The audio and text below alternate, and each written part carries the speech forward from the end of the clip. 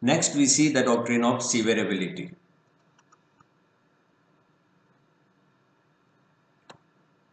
When a statute is in part void, it will be enforced as regards the rest if that is severable from what is invalid, if it is separable from what is invalid. Now, when does this situation arise? When do we say that a statute is void in part and valid in part? This happens if this statute is in violation of any of the fundamental rights by virtue of clause 1 and clause 2 of article 13. That portion of this statute will be void which is inconsistent with the fundamental rights, and the remaining portion will be valid. If the valid portion is separable from the invalid portion, then the doctrine of severability holds that the valid portion can be enforced. This doctrine rests on a presumed intention of the legislature that if a part of a statute turns out to be void, that should not affect the validity of the rest of the statute, and that intention of the legislature is to be ascertained from the terms of the statute.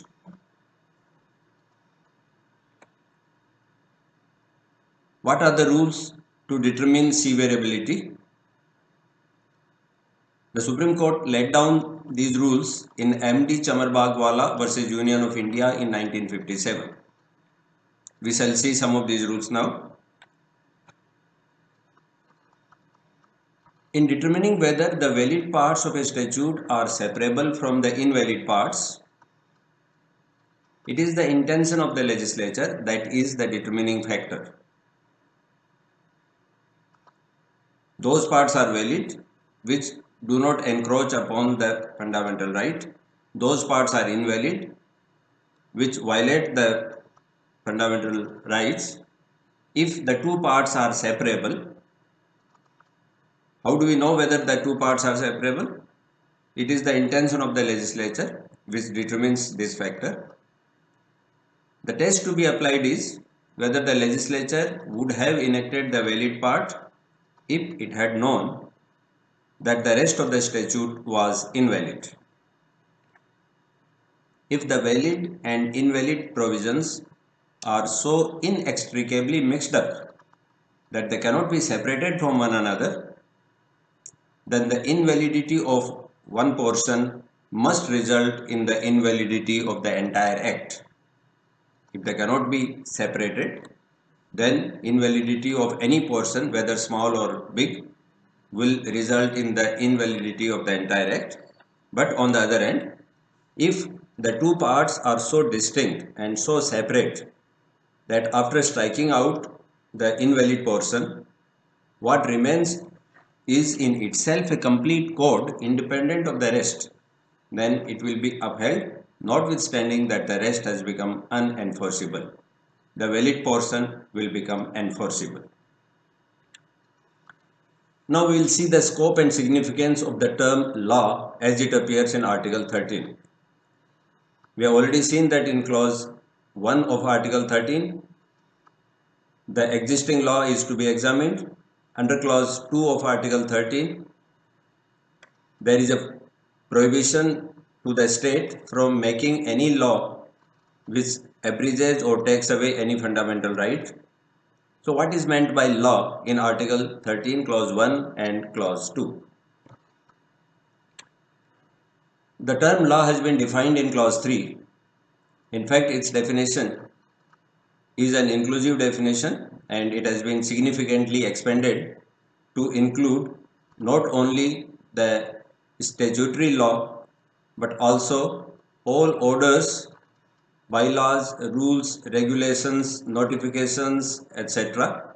issued by the executive, and also the customary law which has the force of law, that also is included in this definition. That is how Article 13 protects the fundamental rights not only from the legislature, it also protects the fundamental rights from executive encroachment, because any order, any rule, any regulation, notification issued by the executive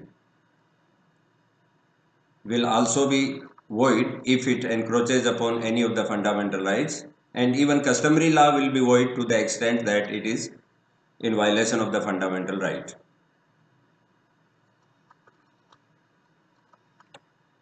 Now, there is one important question that remains to be answered: whether this definition of the term law as given in Article 13 Clause 3 also includes the constitutional amendments made under Article 368. Whether an amendment made under Article 368 will also be law in terms of Clause 3 of Article 13. The effect will be that if it is law, then it cannot take away any fundamental right, it cannot abridge any fundamental right. But if it is not law in the meaning of Clause 3 of Article 13, then it can take away, it can abridge any fundamental right. So this question was examined by the Supreme Court early on in 1951 itself, in the very well-known case of Sankri Prasad versus Union of India.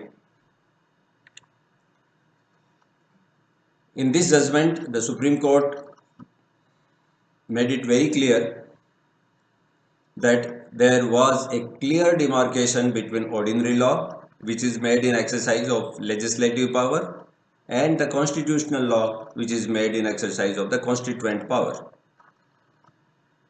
An amendment made under the constituent power is what is being termed here as constitutional law. And the Supreme Court says that these are two very distinct powers. In the context of Article 13, law must be taken to mean rules or regulations made in exercise of ordinary legislative power, and not amendments to the Constitution made in exercise of the constituent power. And what is the effect of this declaration? The effect is that Article 13(2) does not affect amendments made under Article 368, which effectively means that by an amendment under Article 368, a fundamental right can be abridged, a fundamental right can be curtailed, it can be completely taken away also. This was the import of the first judgment in this series of judgments by the Supreme Court, rendered in 1951. But then in 1967 came another milestone judgment in Golaknath versus State of Punjab, and there the Supreme Court took a U-turn and overruled its earlier judgment in Sankri Prasad's case. The court here held that a constitutional amendment under Article 368 was an ordinary law within the meaning of Article 13(2). It was just an ordinary law, and there was no difference between the ordinary legislative power of the Parliament and the inherent constituent power of Parliament to amend the Constitution.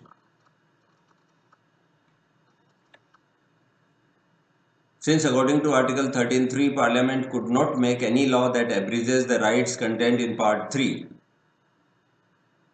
Here there needs to be some correction. It should be Article 13(2), because the prohibition against Parliament making any law abridging the fundamental rights is contained in Clause 2 of Article 13, not in Clause 3. So it should be read as, since according to Article 13(2), Parliament could not make any law that abridges the rights contained in Part 3, a constitutional amendment, also being an ordinary law within the meaning of Article 13, Clause 3, here it should be Clause 3, could not be in violation of the fundamental rights. So the effect is that Parliament could not take away, could not abridge a fundamental right even by a constitutional amendment. When this judgment was rendered and the Parliament's power to abridge, to dilute a fundamental right by way of constitutional amendments was taken away, so to say, the Parliament enacted the 24th Amendment Act in 1971, and a new clause was inserted by the name of Clause 4 to Article 13. By this clause, an express provision was made in Article 13 itself, declaring that Article 13 does not apply to amendments made under Article 368. This way, it was sought by the Parliament to exclude the amendments from the protective power of Article 13. This amendment was itself challenged before the Supreme Court, and in case Anand Bharti versus State of Kerala in 1973, the Supreme Court upheld the validity of this amendment, and the result of upholding the validity of the 24th Amendment Act was that Parliament could now amend any provision of Part 3 of the Constitution. By resorting to Article 368, Parliament can take away, Parliament can abridge, Parliament can curtail any fundamental right. That is the import of this new insertion of Clause 4 in Article 13.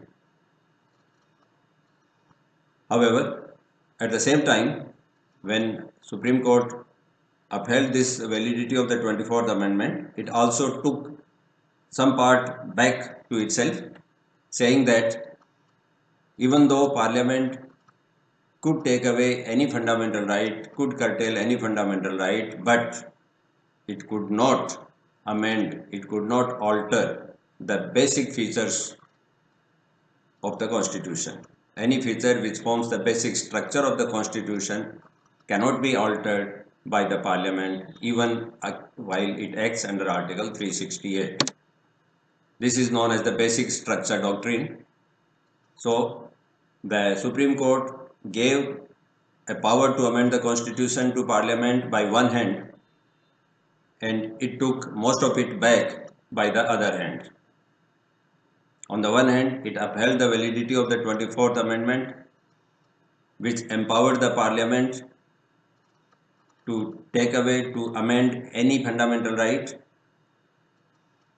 But by the other hand, the Supreme Court held back the power of the Parliament with this basic structure doctrine, declaring that the Parliament could not alter any feature which forms the basic structure of the Constitution, without exhaustively defining as to what that basic structure was.